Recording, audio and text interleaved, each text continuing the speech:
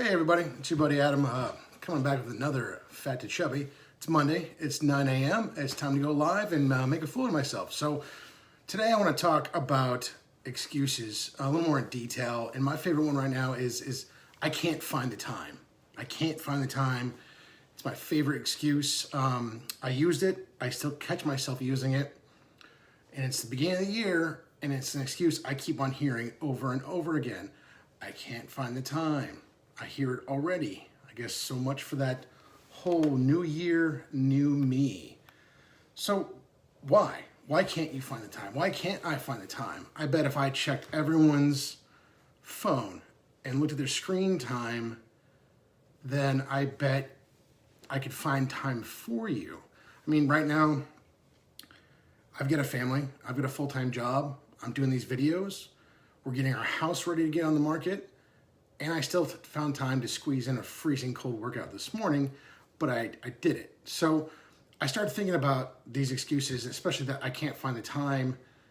And I started thinking about it a little too hard. And yes, it hurt my tiny lizard brain, but why can't I find the time? For me, I thought, am I scared? Am I lazy?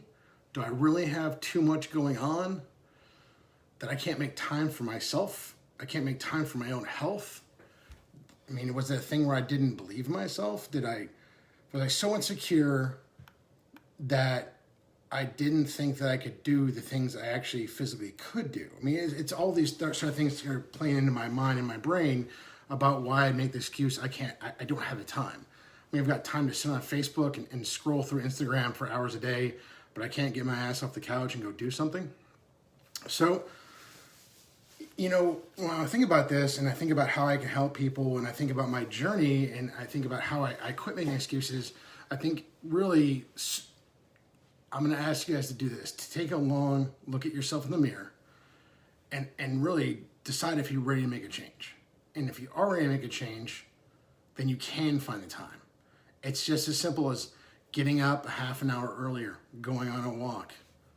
If you're going to the office on your lunch break, go for a quick walk on a lunch break. Go take a lap around the building. Or if you're a desk job like I am, every hour get up and do 10 air squats or 10 lunges or something like that. Take a lap around your office floor or around the house. Go back and forth or around the block. Something real quick. I mean, you know, it's all about establishing good habits and really breaking this negative precedent that you've kind of put in for yourself. So, you know, maybe it's starting small like that and starting with just small little habits that might build confidence and boost your self-esteem, that you can start, you know, being a psycho like me and getting up at 4 a.m. and squeezing in an hour or two of workouts like a true psychopath.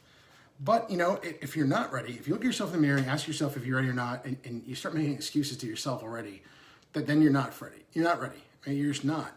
And I was there too, you know, when I started looking at that and examining that, at the end of it, when I was making all those excuses, I was really afraid. I was afraid of everything. I was afraid to go to the doctor. I was afraid to get my physical. I had not gotten a physical in 10 years. I was afraid to see how bad it was. I mean, I knew I was fucked up. I mean, I knew I had issues. I mean, I knew I had issues breathing. I knew I had issues walking. My knee hurt. My back hurt, everything hurt all the time. And I was afraid of that. I was afraid of going to the doctor and them saying, hey, look, Adam, you're really in bad shape. And that ultimately, that's what happened, right? But then there's a fear of death. There's a fear of diabetes. There's a fear of surgery. There's all those fears that are very common.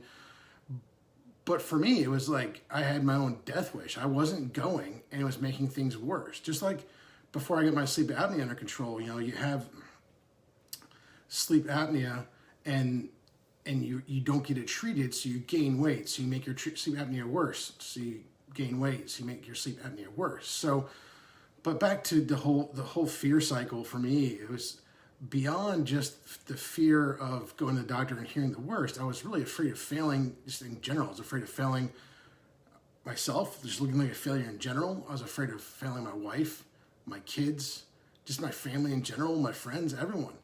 But, you know, I can't find the time is just a super easy excuse to use. I mean, it's just like what they say.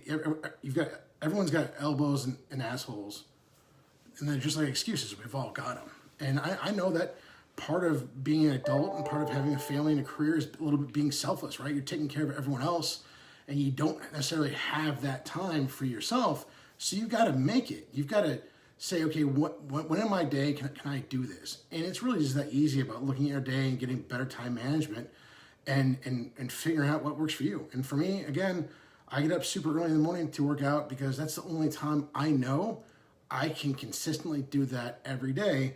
And I do it stupid early because I know if I do it any later, I'll make an excuse not to do it. So that's kind of like the whole message of this. I mean, excuses are just excuses, and I can't find time. If you can't find time, let me know. We can sit down and talk about your day and talk about all the stuff you do. I'm going to ask why not? Why can't you do it here? Why can't you do it there? It doesn't have to be a dedicated 2-hour time slot to work out.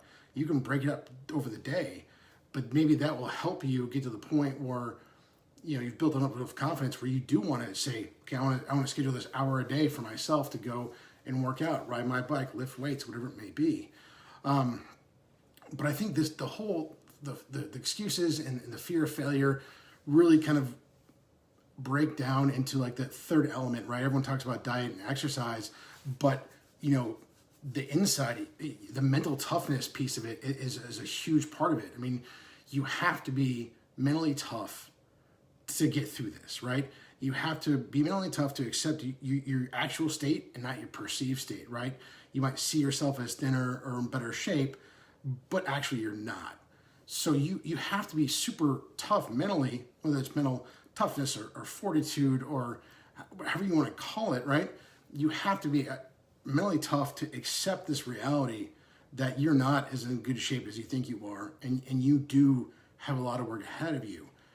And if you have that mental toughness and you are ready, then I think you're really ready to make that change, because that's how I was. I was always tough, right? Physically tough. I was strong, whatever, but I wasn't mentally ready to really face these fears head on and make changes and really just save my own life. So that's actually one of the hardest parts of the journey. And I guess I'll wrap this thing up because I am starting to yammer on now. But at the end of the day, you really got to fix the inside you before you can fix the outside you. Because, working out is easy, but the mental toughness and the security you get from being someone that's high self-esteem, someone that can take on challenges. I mean, I used to think that I couldn't do anything physically for a long period of time. And now I'm signing up for 75-mile bike rides, and I'm doing all this crazy shit, like I'm riding my bike around the moon. So it's just one of those things where you have to work on that piece of it. And maybe you need to see a psychiatrist or a therapist, however you want to call it. Go to group therapy. It's always good, man. I'm like, group therapy is very eye-opening because, again, I've mentioned in other videos, if you go to group therapy, a lot of times your worst day is someone's dream day. And you need to hear that. You need to hear someone else's story and someone else's opinion. And maybe this is why working for other people too, because I've been there. So if you're on the road to fixing yourself mentally, physically, inside and out, remember this. We always had a phrase whenever I was in powerlifting or CrossFit or whatever else. It was called the struggle bus. And it was called the struggle bus for a reason, because you're not alone in this. It's not the struggle unicycle, it's a struggle bus.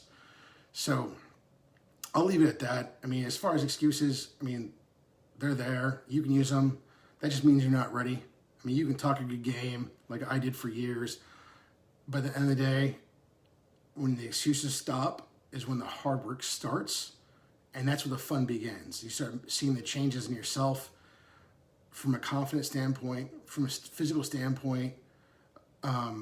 It's just a beautiful thing. I mean, you're truly like that caterpillar turning into a butterfly, and that's all I can say about that. Just remember, you're not alone, but you are the magic pill.